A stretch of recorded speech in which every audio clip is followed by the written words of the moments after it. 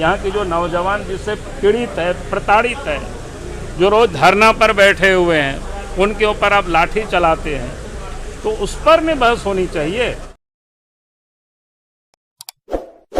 इस वीडियो को लाइक करें, हमारे चैनल को सब्सक्राइब कर बेल आइकन जरूर प्रेस करें। डीएमएफटी का फंड का जो पैसा है, उस पैसे को आप लोगों ने गलत तरीके से अपने समय बनारस शिफ्ट कराया। मैं कह रहा हूँ कि ये तो गलत, मैं कह रहा हूँ कि आज जो पैसा पड़ा हुआ है वो खर्च करने से उन्होंने क्यों रोका है? पूरे 1 साल हो गए हैं, चिट्ठी लिख करके डीएम से रोक रखे हुए, इसका उनको जवाब देनी चाहिए। तो बाएं दाएं भागने की कोशिश करता है।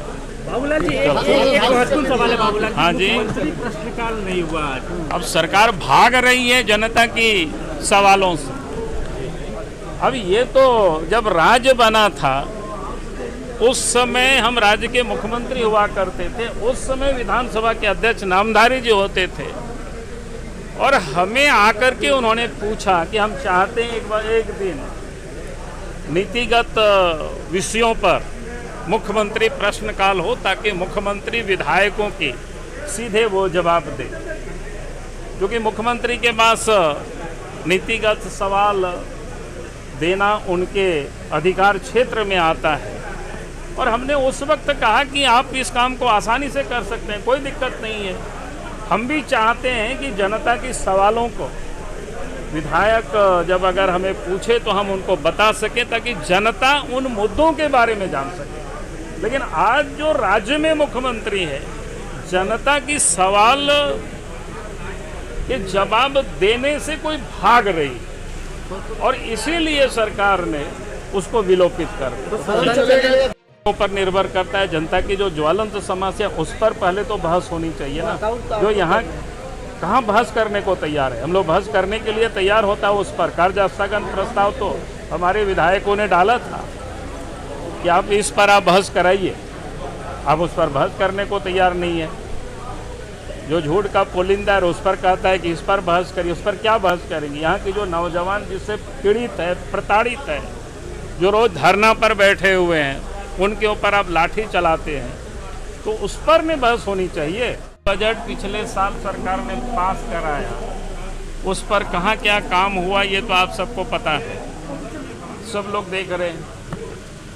जो पैसा जिला में पड़ा हुआ है वो भी पैसा सरकार खर्च करने से मना कर रखे है। अब हर जिला में पता कर लीजिए कि भाई ये क्या कहते हैं, डिस्ट्रिक्ट मिनरल फंड्स है, लगभग वो 5000 करोड़ से अधिक रुपया जिलों के अकाउंट में पड़ा हुआ है। और राज्य सरकार ने चिट्ठी लिखा है उपायुक्तों को कि आप इस पैसे को खर्च नहीं कर सकते। ये कौन सी अनुपूरक बजट है भाई? किसके लिए ये कर रहे हैं? ये लोगों को खाली झूठ मूठ का ये दिखा रहे हैं कि हम खर्चा करने वाले हैं, या अनुपूरक, इसमें से हमें पैसा दीजिए।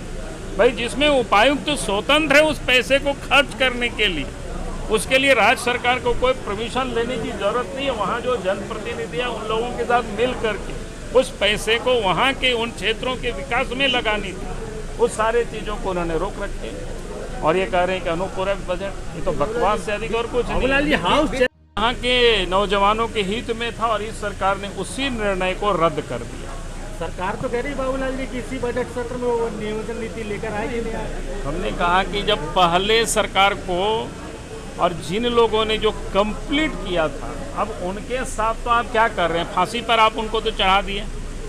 एक तो उन लोगों ने बेचारा अथक मेहनत करके, परिश्रम करके, दिन रात मेहनत करके लोगों ने पढ़ाई किया था, तब वो लोगों ने पास कर पाए थे, क्वालिफाई किए थे।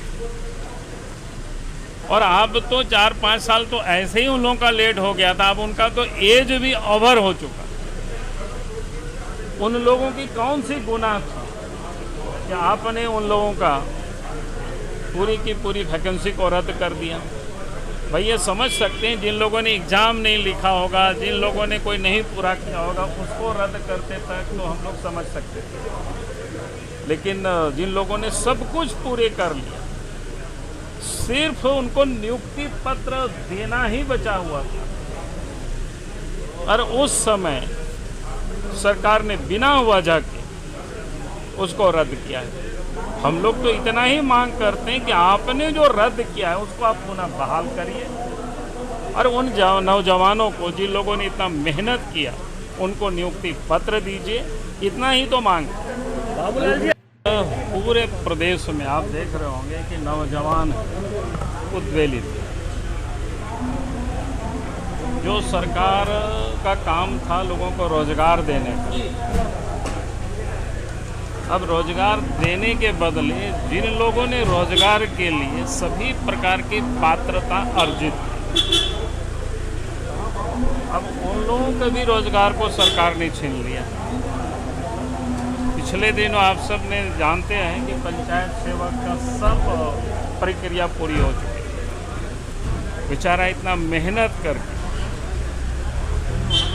उन लोगों ने पूरी प्रक्रिया को पूरी की, यानी जितना भी लिखित में होता है, टंकक होता है, जो चीज़ भी उनसे इंटरव्यू लिया गया सब कुछ लोगों ने पूरा किया। अब उसको भी रद्द कर दिया। वैसे हाई स्कूल के शिक्षकों का भी आप देखिए कि उन लोगों ने भी पूरा किया था सब कुछ। लिस्ट बनते बनते बन भी गया था संभवतः। यहाँ तक कि विभाग ने भी पहले कहा कि आपका सब लिस्ट बन रहा है, सब कुछ हो रहा है, और फिर अचानक राज्य सरकार ने उस पूरी की पूरी वैकेंसी को ही रद्द कर दिया। अब ये बिल्कुल समझ से परे है, क्योंकि पिछले रघुवर दास जी की सरकार ने नियोजन नीति में क्या बनाई थी, इतना ही तो बनाया था कि जो झारखंड के लोग हैं, यहाँ के जो नौजवान हैं, उनको 3rd और 4th ग्रेड के नौकरी में यानी रिक्तियों में भरने के लिए अगले 10 वर्षों के लिए यहीं के लोगों को प्राथमिकता दी जाए।